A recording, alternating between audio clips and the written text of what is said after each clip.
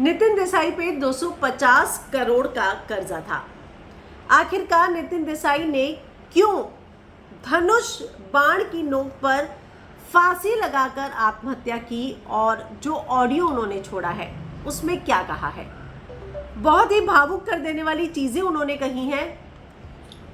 यकीन मानिए, मैं उस एनडी स्टूडियो में कई बार गई हुई हूँ और बहुत ही अमेजिंग जिसे कहा जाए वैसा बनाया था दादा ने स्टूडियो।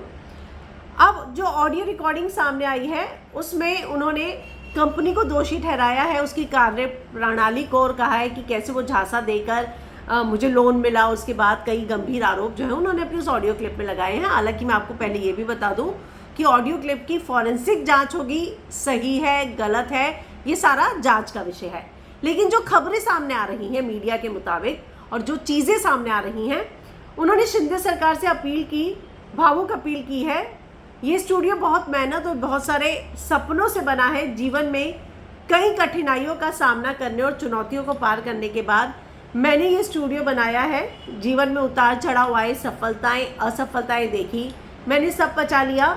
एनडी स्टूडियो मेरे जीवन की सबसे बड़ी संपत्ति है, इसे संभाल कर रखिएगा। राज्य सरकार को इस स्टूडियो को बचाना चाहिए। स्टूडियो को मेरे या मेरे परिवार के लिए नहीं बल्कि कलाकारों के हित के लिए सरकार को कदम उठाना चाहिए। स्टूडियो का अपने कब्जे में लेना चाहिए। देसाई ने अपने ऑडियो क्लिप में कहा है कि स्टूडियो को ये संबंधित कर्ज देने वाली वित्तीय संस्था को नहीं सौंपा जाना चाहिए, यानी कि एडवर्टाइज जिससे लिया था कर्जा उसको ना सौंपे, क्योंकि स्टूडियो के माध्यम से उभरते और मेहनती कलाकार पैदा होंगे। अब उन्होंने जहां आत्महत्या की वहां धनुष बाण की प्रतिकृति बनी हुई थी, उसके पीछे का भी रेफरेंस है।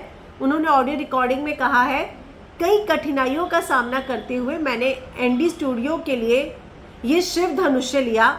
मतलब हम कहते हैं ना, मैं ये धारणा लेता हूँ, मैं ये धनुष उठा के प्रतिज्ञा करता हूँ, तो उस वे में उन्होंने कहा अब तक मुझे ये शिव धनुष्य प्राप्त हुआ है। ये धनुष अभी तक मेरे हाथ में था, लेकिन अब ये मुश्किल होता जा रहा है। मैंने इस मुसीबत से बाहर निकलने की पूरी कोशिश की, लेकिन निकल नहीं सका और अब रुकने का समय आ गया है। तो इसीलिए ये तर्क दिया गया कि जिस स्थान पर उन्होंने फांसी लगाई थी उसके नीचे बने धनुष बाण का यही अर्थ है, और धनुष बाण की नोक पर फांसी लगाकर उन्होंने आत्महत्या की।